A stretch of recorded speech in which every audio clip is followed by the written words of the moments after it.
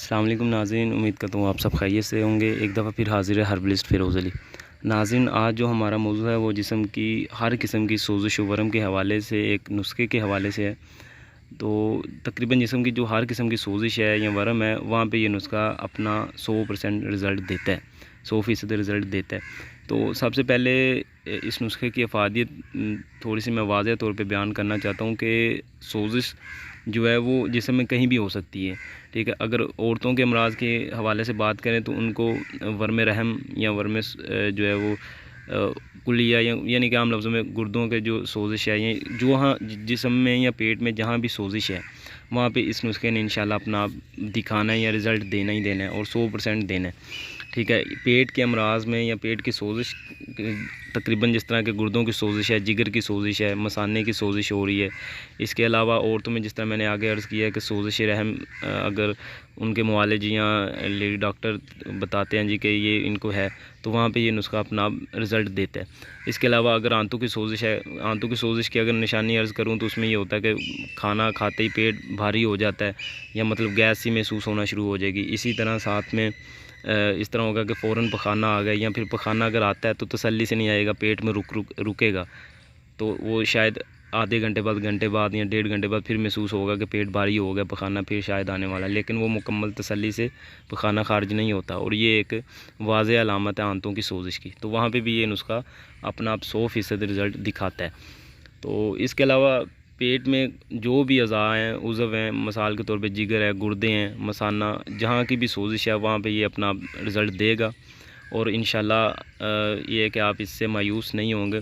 तो नुस्खा जो है वो आपको शो हो रहा होगा।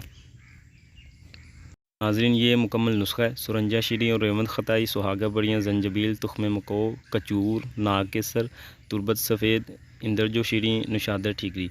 ठीक है, अब सुरंजा शीरी और रेवंद ख़ताई के सामने लिखा है 50 ग्राम। आपने इस तरह करना है कि 50 ग्राम ही सुरंजा शीरी लेनी है, 50 ग्राम रेवंद ख़ताई लेनी है। ठीक है, ये दोनों चीज़ें 100 ग्राम हो जाएंगी। इसी तरह सुहागा बड़ियाँ, ज़ंजबील और तुख्म मको, तीनों चीज़ें 30-30 ग्राम लेनी है। ठीक है, यानी कि ये 3 चीज़ों का वज़न टोटल 90 ग्राम बनेगा। इसी तरह फिर कचूर, नाग केसर, तुरबत सफ़ेद, इंदरजो शीरी, नुशादर ठीकरी, ये 5 चीज़ें हैं। इनका आपने 20-20 ग्राम वज़न लेना है, यानी आम लफ्ज़ों में ये 100 ग्राम मुकम्मल इनका बनेगा। ठीक है, तो ये तकरीबन 290 ग्राम के करीब मेडिसिन बनेगी।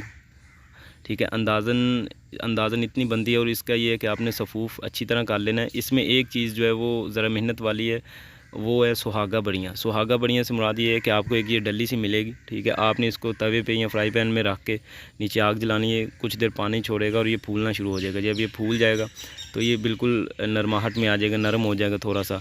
आप उसको ईज़िली सफ़ूफ़ कर सकते हैं, पाउडर बना सकते हैं। अब इसका पाउडर सफ़ेद रंग का जो बनेगा वो मज़ीद दूसरी अद्वियात में मिला लें और ये एक पहली दूसरी अद्वियात का सफ़ूफ़ पहले करके रखना है, आखिर पे इसका सफ़ूफ़ मिला लेना है, तो ये आपकी ये मेडिसिन तैयार हो जाएगी। तो ये तकरीबन 1 से 1.5 ग्राम, हद 2 ग्राम जो है ना मेडिसिन सुबह और शाम पानी के साथ मरीज़ को दें।